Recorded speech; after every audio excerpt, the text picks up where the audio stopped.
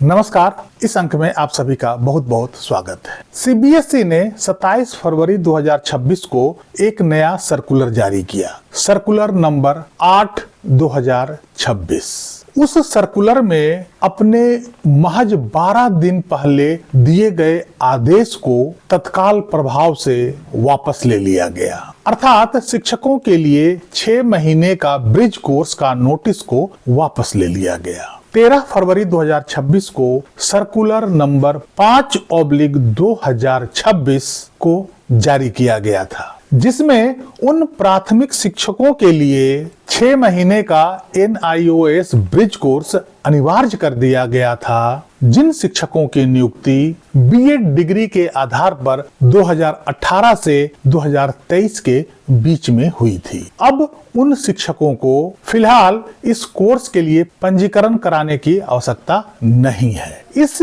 Notice को वापस लेने का स्पष्ट कारण आधिकारिक तौर पर विस्तार से बताया नहीं गया है, लेकिन इसे शिक्षकों के भारी दबाव और भविष्य की अनिश्चितताओं को देखते हुए एक अस्थायी राहत माना जा रहा है। आखिर क्या है यह पूरा मामला? इसके क्रोनोलॉजी को शुरुआत से और थोड़ा विस्तार से समझने का प्रयास करते हैं और फिर समझते हैं कि आखिर सरकार ने ऐसा क्यों किया, और यह भी समझेंगे कि क्या निकट भविष्य में शिक्षकों के टेट की समस्या का भी समाधान होने की कोई उम्मीद जग रही है। NCTE द्वारा 28 जून 2018 को एक अधिसूचना जारी किया गया, जिसके अंतर्गत प्राथमिक विद्यालय में शिक्षक बनने के लिए न्यूनतम योग्यता में बीएड को भी शामिल कर लिया गया था। इस अधिसूचना के अनुसार कम से कम 50% अंक के साथ स्नातक और बीएड की डिग्री रखने वाले उम्मीदवारों को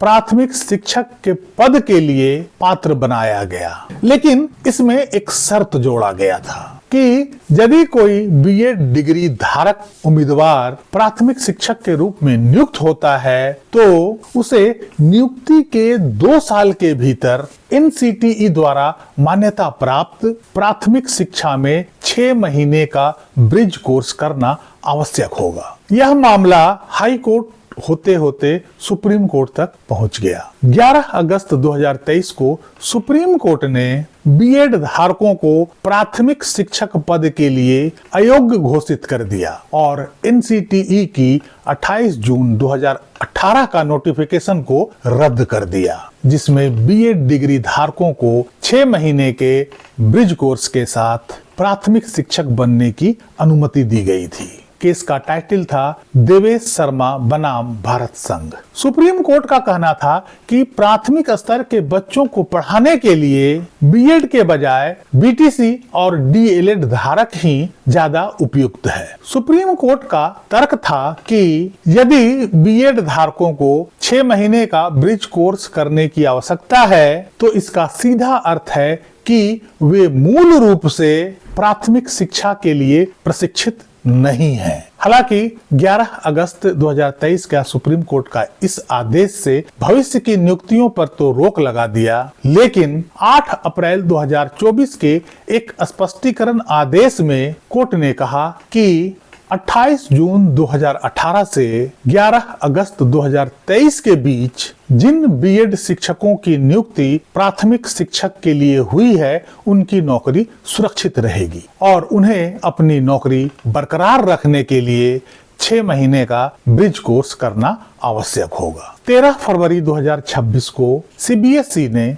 एक नोटिस जारी किया जो उन बीएड धारक इन सर्विस प्राथमिक शिक्षकों के लिए 6 महीने का ब्रिज कोर्स के बारे में था। उस सर्कुलर में, उस नोटिस में यह कहा गया था कि माननीय उच्चतम न्यायालय के 11 अगस्त 2023 के अनुपालन में इन शिक्षकों के लिए NIOS के माध्यम से यह 6 महीने का ब्रिज कोर्स करना अनिवार्य है। यह विशेष रूप से उन शिक्षकों के लिए था जो 11 अगस्त 2023 से पहले सेवा में थे और NCTE की 2018 की अधिसूचना के तहत उनकी नियुक्ति की गई थी और इसके ठीक 13 दिन बाद 27 फरवरी 2026 को सीबीएसई ने एक नया सर्कुलर जारी करते हुए अपने पिछले सर्कुलर अर्थात 13 फरवरी के सर्कुलर संख्या 5/2026 को वापस ले लिया। इससे उन बीएड डिग्री धारक प्राथमिक शिक्षकों को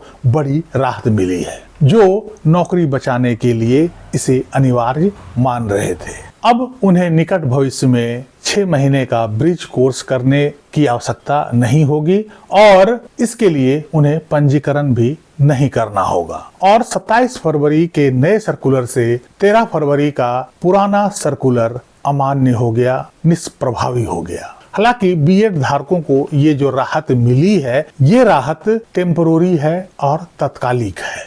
यह राहत परमानेंट नहीं कहा जा सकता है क्योंकि इन शिक्षकों की बहाली जिस वक्त हुई थी, जिस भर्ती नोटिफिकेशन के आधार पर हुई थी, उस भर्ती नोटिफिकेशन में इस बात का जिक्र है कि इन शिक्षकों को 6 महीने का ब्रिज कोर्स करना आवश्यक है। इसके अलावा सुप्रीम कोर्ट का भी आदेश यही कहता है कि इन शिक्षकों को 6 महीने का ब्रिज कोर्स करना अनिवार्य होगा। हालांकि सुप्रीम कोर्ट ने इन शिक्षकों को NIOS के माध्यम से भी ब्रिज कोर्स करने की अनुमति दे दी थी। अब प्रश्न यह उठता है कि यदि इन शिक्षकों को ब्रिज कोर्स करना अनिवार्य है और 13 फरवरी को इसके लिए CBSE द्वारा नया सर्कुलर जारी किया गया तो उसे महज 13 दिनों के अंदर वापस क्यों ले लिया गया? इसके पीछे क्या कारण हो सकते हैं? आखिर इस समय सरकार ने ऐसा क्यों किया? इस संबंध में जहां तक मुझे लगता है कि इस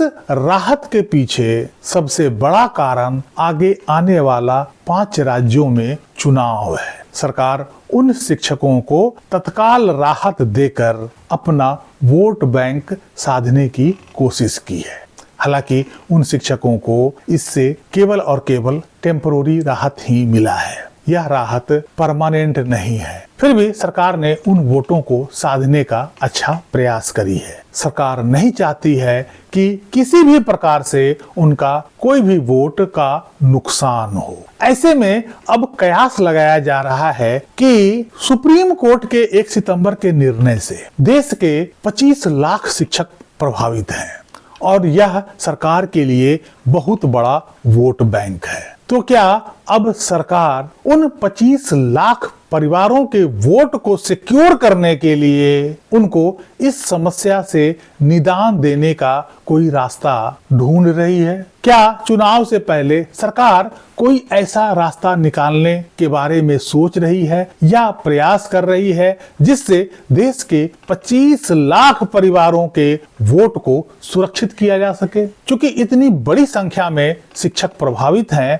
कि इनके वोटों से चुनाव पर गहरा असर पड़ सकता है और सरकार को इसका बड़ा नुकसान भी उठाना पड़ सकता है। ऐसे में क्या सरकार इस बात पर विचार कर रही है, इस बात को सोच रही है, इसके समाधान के लिए कोई कदम उठा रही है? और क्या चुनाव से पहले देश के 25 लाख शिक्षकों को इस समस्या से कुछ राहत मिलने वाला है या नहीं? कोई भी सरकार इस संबंध में चिंतित अवश्य होगी क्योंकि इतने बड़े शिक्षक परिवारों का वोट चुनाव पर गहरा असर निश्चित रूप से डालने वाला है। और यदि इन शिक्षकों के समस्या का समाधान चुनाव से पहले नहीं निकला तो यह निश्चित रूप से कहा जा सकता है कि इसका सीधा प्रभाव चुनाव में देखने को मिलेगा और इसमें से ज्यादातर वोट सरकार के खिलाफ भी जा सकते हैं और सरकार ऐसा कदापि नहीं चाहेगी कि इतना बड़ा वोट उनके पाले से खिसक कर कहीं और चला जाए। ऐसे में यह कयास लगाया जा सकता है कि सरकार शिक्षकों के बारे में कुछ न कुछ अवश्य सोच रही होगी और चुनाव से पहले कोई ऐसा रास्ता अवश्य ढूंढने का प्रयास करेगी जिससे इन वोटों को बचाया जा सके, इन वोटों को अपने साथ लिया जा सके। बहरहाल चुनाव में अब बहुत ज्यादा वक्त नहीं है।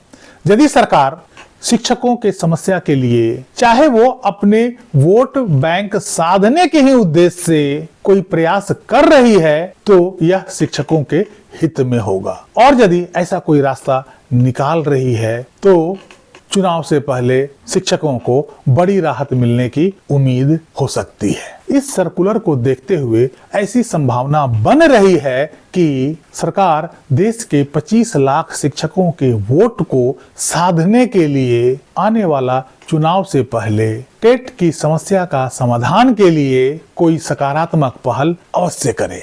इस अंक में यहीं तक। कैसी लगी जानकारी कमेंट करके जरूर बताइएगा। इस पर आप अपनी राय अवश्य लिखिएगा। वीडियो को लाइक कीजिएगा, चैनल को सब्सक्राइब कीजिएगा। मिलते हैं अगले अंक में, तब तक के लिए जय हिंद, वंदे मातरम।